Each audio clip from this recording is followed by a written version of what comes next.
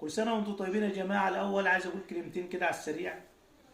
طبعا الأسعار راحت في داهية، رحت عشان أجيب شوية طلبات، الدنيا راحت في داهية بصراحة.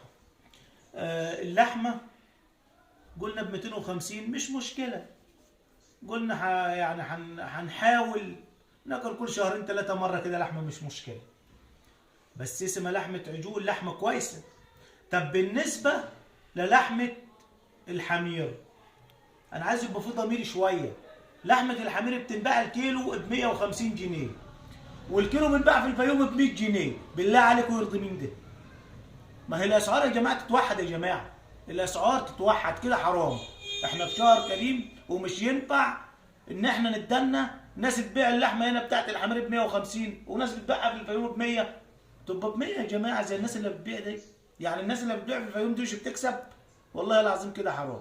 اتقوا الله، اتقوا الله عشان ربنا يكرمكم. ما عادش يبقى حامل في السوق على فكرة، عشان ربنا يكرمكم كده. اتقوا الله. السلام عليكم ورحمة الله وبركاته.